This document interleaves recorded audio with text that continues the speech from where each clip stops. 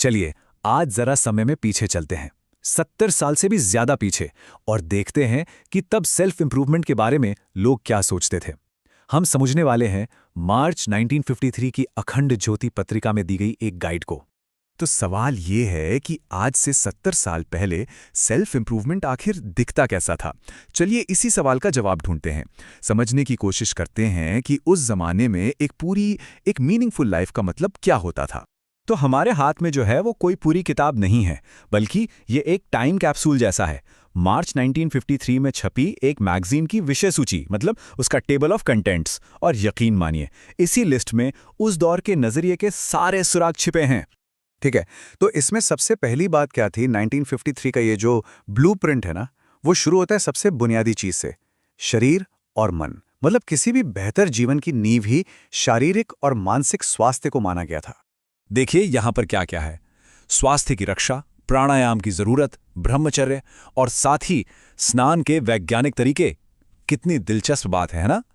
एक तरफ प्राणायाम और ब्रह्मचर्य जैसी हमारी पारंपरिक प्रथाएं हैं, और दूसरी तरफ नहाने जैसी रोजमर्रा की चीज के लिए भी एक साइंटिफिक अप्रोच की बात हो रही है। ये जो संतुलन था ना, पुराने ज्ञान और नई सोच का, ये उस दौर के लिए बहुत जरूरी था जब देश आजाद हुआ था और एक नए भविष्य की तरफ देख रहा था।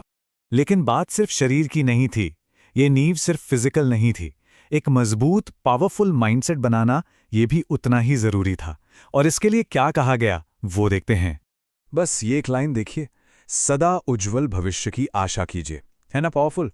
सिर्फ एक शीर्षक, लेकिन इसमें कितनी गहरी बात है। इसका मतलब ये है कि ऑप्टिमिज्म, मतलब एक पॉजिटिव नजरिया रखना, इससे वेलबींग का एक जरूरी हिस्सा, एक पिलर माना जाता था। ठीक है, तो शरीर और मन की नींव तो मजबूत हो गई। अब सवाल ये उठता है कि इस मजबूत नींव के साथ दुनिया में आगे कैसे बढ़ना है, अपनी डेली लाइफ में इन चीजों को कैसे उतारना है।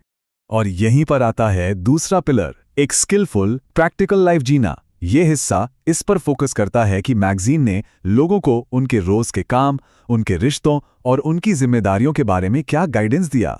इसमें देखिए क्या क्या है: काम करने का हुनर यानी स्किल, पैसे को लेकर सही नजरिया, और शादीशुदा जिंदगी में मीठी जुबान यानी अच्छा कम्युनिकेशन। सोचिए ये सारे टॉपिक्स आज भी कितने रेलेवेंट हैं। आज हम इन्हें वर्क लाइफ बैलेंस और इमोशनल इंटेलिजेंस जैसे फैंसी नामों से जानते हैं। लेकिन बात सिर्फ हुनर सीखने तक ही सीमित नहीं थी। मैगजीन ने एक बहुत ही जरूरी चेतावनी भी दी थी, एक खतरे से आगाह किया था। सवाल देखिए कितना सीधा और चुभने वाला है। कहीं आप भी तो पठित मूर्ख नहीं है, मतलब एजुकेटेड फूल। कितना तीखा सवाल है ना? ये टाइटल पढ़ने वाले को सीधे चैलेंज करता है कि भाई सिर्फ ज्ञान इकट्ठा मत करो, उसे अपनी जिंदगी में इस्तेमाल भी करो। ये किताबी ज्ञान और असली समझ यानी विजडम के बीच का फर्क बताता है। तो ठीक है, शरीर स्वस्थ है, दुनिया में जीने का हुनर भी आ गया, लेकिन सवाल ये है कि आखिर इन सब का मकसद क्या है? ये सब करके पहुंचना कहां है? What's the ultimate purpose? और यही सवाल हमें इस मैगजीन की फिलॉसफी के सबसे ऊंचे, सबसे गहरे हिस्से तक ले जाता है। वो है भीतर की यात्रा।